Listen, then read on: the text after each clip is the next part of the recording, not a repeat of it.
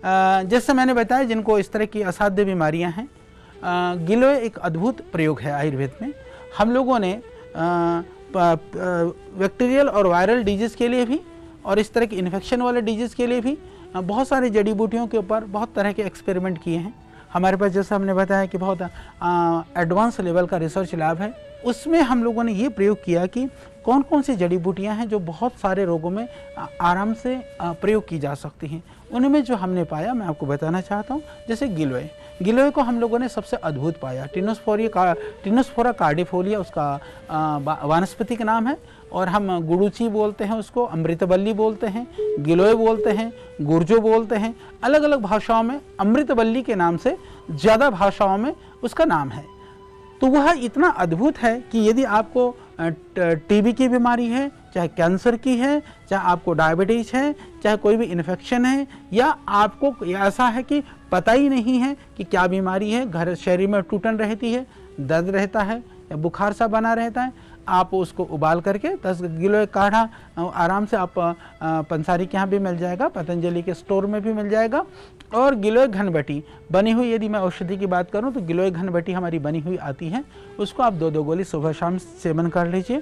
तो ये एक अद्भुत है, निरापद है। सबसे बड़ी बात है कि वो टॉक्सिक नहीं है, किसी भी तरह से उससे हानि नहीं है।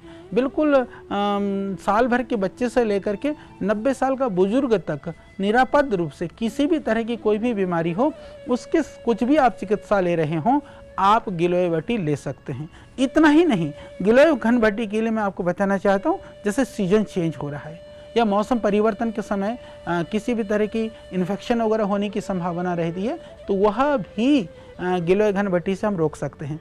तो 1 गोली गिलोय घनबटी और 1 गोली तुलसी घनबटी यदि आप सुबह शाम ले लेते हैं तो अधिकांशतः रोगों से, जैसे अभी पोल्यूशन की बहुत भयानक स्थिति हो रही है, मैं आज ही देख रहा था कि दिल्ली में इतना एनसीआर में भयानक स्थिति है। हम क्या करें, मास्क लगा करके कितना रह सकते हैं, या हम दिल्ली से बाहर कितना जा सकते हैं, घर छोड़ करके तो नहीं जा सकते, काम छोड़ करके तो नहीं जा सकते हैं। तो मेरा निवेदन है कि आप सभी लोग कम से कम जहाँ प्रदूषण की अधिकता है, 1 गोली या 2 गोली गिलोय घनबटी और 1 गोली तुलसी घनबटी ये जरूर सेवन करें। आप सुबह शाम कोई भी बीमारी नहीं है तो भी आप सुबह 3 गोली, शाम को 3 गोली जरूर ले लें। और पेट आदि ठीक नहीं है तो मेरा निवेदन है एलोवेरा जूस, आंवला जूस और गोधन अर्क। नहीं तो एलोवेरा और आंवला लगभग आप 20-20 ml उसमें मिला करके जरूर सुबह 1 बार तो आप अवश्य सेवन करिए। इतना मेरा निवेदन है। चाहता हूं कि इन विषयों में आप बहुत सावधान रहें, जागरूक रहें।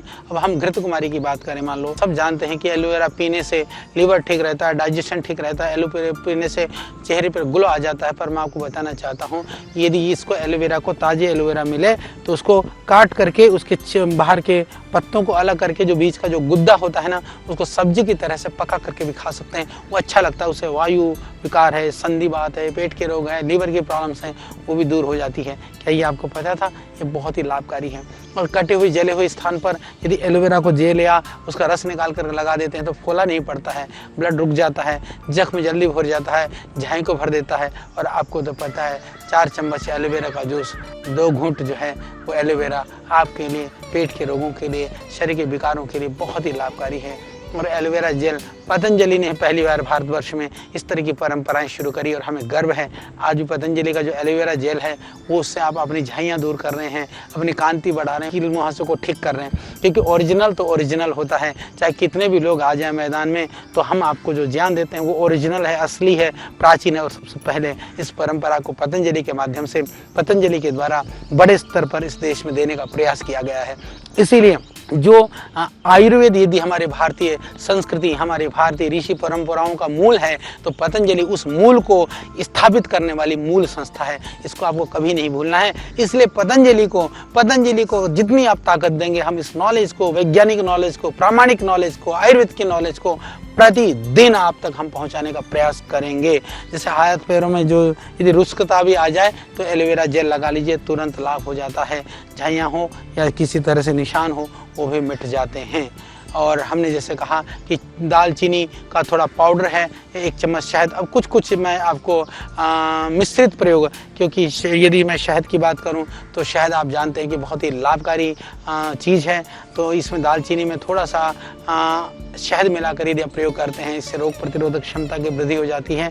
जुकाम और साइनस में भी ये लाभकारी है, हृदय रोगों में भी लाभकारी है, और आंखों की ज्योति भी बढ़ानी हो तो यदि गाजर का रस निकालिए, गाजर का रस 1 गिलास में थोड़ा सा 1 चम्मच शहद मिलाइए, आप प्रतिदिन ले लीजिए तो अद्भुत है। सर्दी जुकाम में शहद में थोड़ा अदरक का रस मिला करके ले लीजिए, लाभकारी है।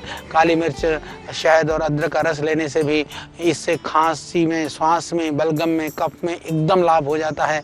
और यदि रक्तचाप के नियंत्रण के लिए थोड़ा सा प्याज का रस निकालिए, उसमें थोड़ा सा शहद मिलाइए, वह भी बहुत ही लाभकारी है। और 1 गिलास गर्म पानी यानी गुनगुना पानी पीने लायक में, तेज़ गर्म पानी में कभी शहद नहीं मिलाना चाहिए, पीने लायक पानी में शहद और नींबू मिलाकर सुबह ले लीजिए। ये मेद को कम करता है, प्रतिदिन आप उसका सेवन कर सकते हैं।